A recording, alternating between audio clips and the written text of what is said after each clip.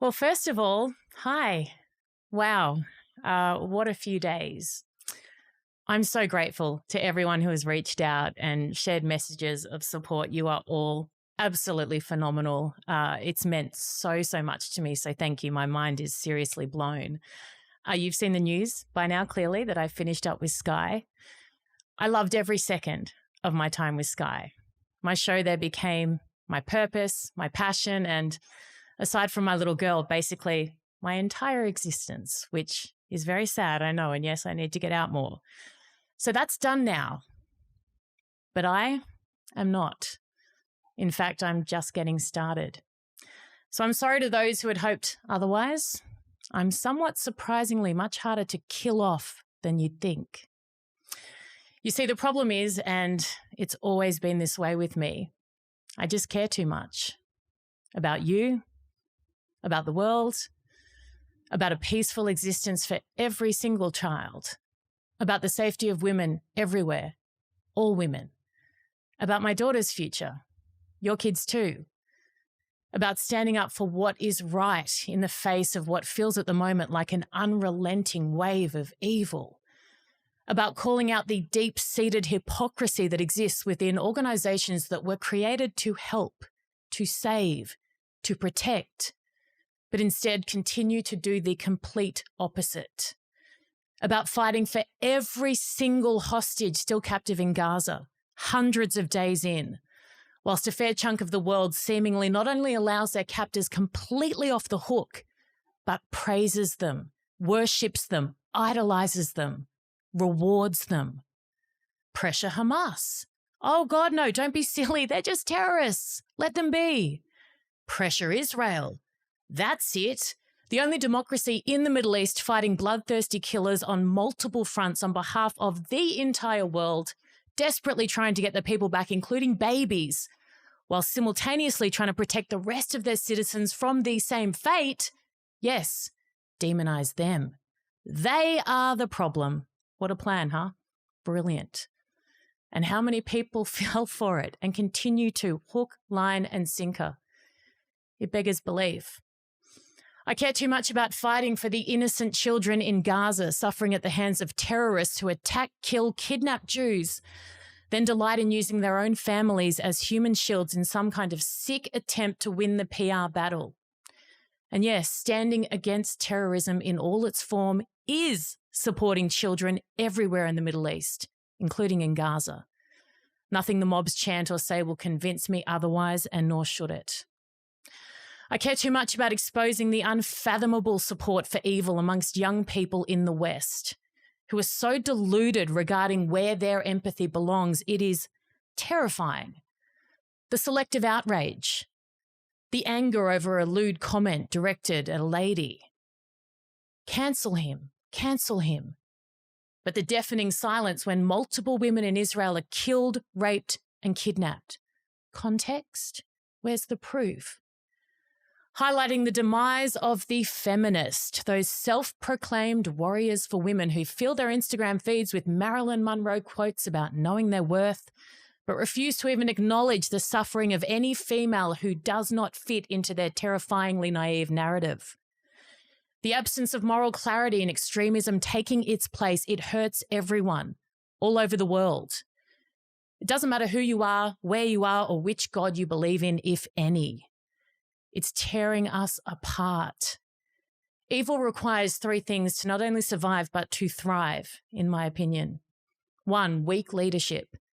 2, useful idiots. And 3, a silent majority. We've had the first for far too long, weak leadership, but that comes to an end soon, in the US at least. Thank you, President Trump. Peace through strength is the only thing that has ever worked. An existence of sunshine, lollipops, and rainbows would be lovely, but that ain't the world we live in. The second, well, they are emboldened by the first, aren't they? The useful fools, they take their cues from the top. So the tone is set. What will a community tolerate? What will we accept? That comes from your leaders. And the third, that's all of us, the silent majority. We, by our very quiet existence, allow the loud minority to take up way too much space. And that is never a good thing. So I am here to be the loudest member of the silent majority that I can be. I care too much about the need to just return to common sense, to think and act rationally, to stop kowtowing to the elitist left and start returning to the ideals and values that actually matter, that make us who we are. The very things that generations of our own men and women, our ancestors, have given their lives for on the battlefield. If we abandon what really matters, then their deaths, they're for nothing. They were a waste. And by the way, to believe in freedom, democracy, and equality, that is being inclusive. You don't need DEI or whatever it's called. Judge people based on who they are, what they stand for, what they do. Not some kind of perceived disadvantage that exists primarily in the heads of those looking for a cause to cling on to, on behalf of those who more often than not don't feel aggrieved and aren't offended. It's crazy. This over-the-top crap actually hurts minority groups far more than it ever helps them. We see that over and over again. So in summary, I care, probably too much, but hey, that's okay too. Would it be easier to accept some of the job offers on other networks I've already had? Absolutely. Every day of the week, every second of the day. Fewer death threats, more stability, a simpler life, no doubt. I'm a single mom with a 6-year-old. I'm not from Israel. I'm not Jewish. I'm not American. I have no skin in this game. But you see, I do. And that's the problem. We all do. It doesn't matter how far away from the coalface we are. When hate is allowed to fester, we all lose. You can't escape it. When stupidity isn't called out, it can become very dangerous. And if I back down now and sit idly by, then I am just as much to blame as the fool waving the Hamas flag at a bogus protest that has nothing to do with Palestinian lives. As the saying goes, the standard you walk past is the standard you accept. And I won't ever accept what the world is dishing up right now, and nor should you. I won't ever bury my head in the sand because that is not how I was raised.